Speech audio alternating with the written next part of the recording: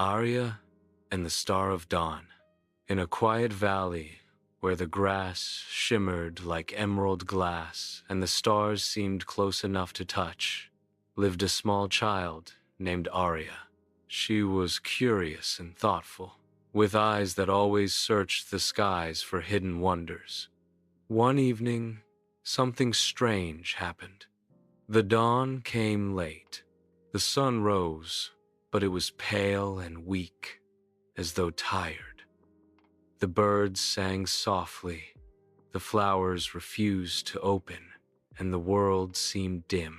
That night, as Aria lay awake, a voice drifted on the wind, soft and sorrowful. The Star of Dawn has been stolen.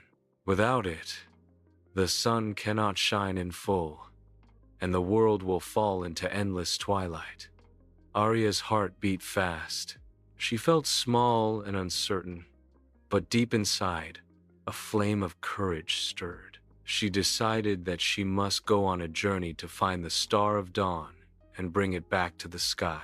The Forest of Murmurs. Aria's journey began in the Forest of Murmurs, where every tree whispered with voices that rose and fell like the sound of waves. Some voices were kind, humming lullabies, while others were sharp, mocking, and cruel. "You're too small," one tree sneered. "You'll never succeed," hissed another. "Why not give up now?" The voices tangled around her heart, making it heavy. Aria wanted to shout back, but she remembered something her grandmother once told her. "When the world shouts, be still, and patience will show you the way." So Aria sat quietly on the mossy ground.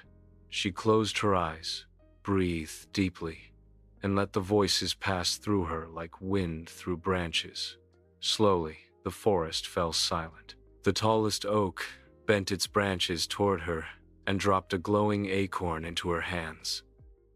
"Carry this," said the oak. "Your patience has calmed our storm. Let it light your way." The river of reflections Aria walked until she reached a river so wide it seemed endless. Its surface was polished like glass, reflecting not just the sky above but also her own face. Yet when she looked closer, she saw not her smiling self but her worries. Every mistake, every fear, every doubt she had ever known.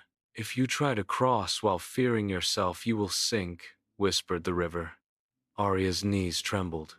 She remembered times she had been scared, times she had failed, and she wanted to turn back. But then she remembered the lesson of self-control. She placed a hand on her heart and whispered, "I am not only my mistakes. I can begin again." She stepped onto the water.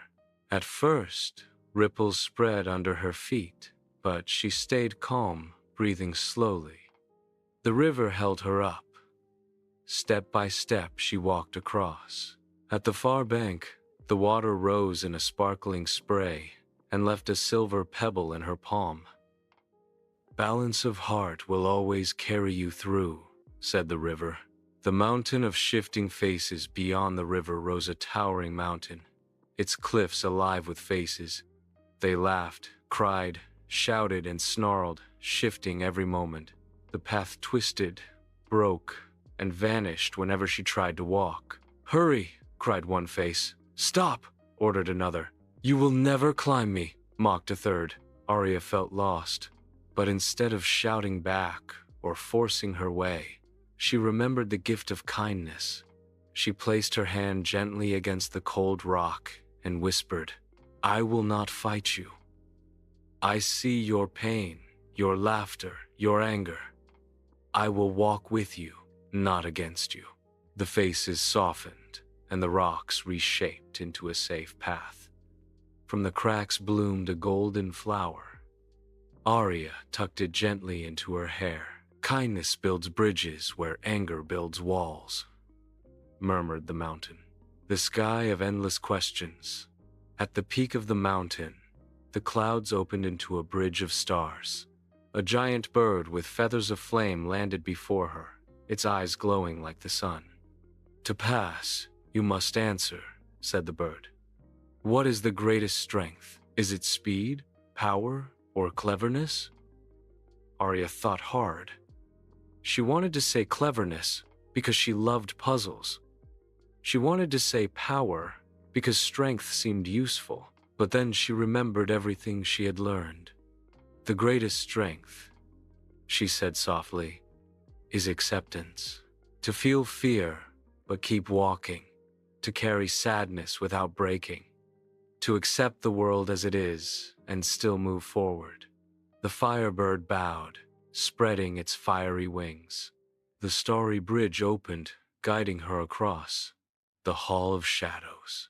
At last, Aria reached a crystal hall, shimmering in the darkness. At its center stood the Star of Dawn, glowing faintly, trapped inside a cage of shadow. From the cage rose a tall figure made of smoke, shifting and twisting. Its voice was everywhere at once. Why try? You are too small. You cannot fight me.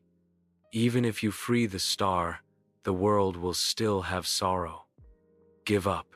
Aria's hands trembled. She wanted to run, but she remembered the final lesson, acceptance. She did not try to fight the shadow. She did not deny her fear. Instead, she whispered, "It is true I am small. I cannot stop all sorrow, but I accept this, and still I choose to move forward." At those words, the shadow shrieked and dissolved into nothing. The cage shattered, and the Star of Dawn rose into her hands, blazing like pure sunlight. The return of the light Aria climbed to the highest point of the crystal hall. She lifted the Star of Dawn high above her. The clouds parted, and the sun stretched down a golden ray, pulling the star into its heart. The world lit up at once. The river sparkled, the forest sang, the mountain glowed, and the firebird soared in joy. Flowers opened, birds sang, and morning returned in all its brilliance. The sun's voice filled the sky. Child of courage, you have shown that true strength is not power or cleverness, but patience, self-control, kindness, and acceptance. The light you restored was always within you, waiting to shine. Aria returned to her village not with treasures, but with a heart glowing like the dawn. From then on, whenever someone felt lost or afraid, she reminded them, the greatest light is already inside us. We only need to trust it.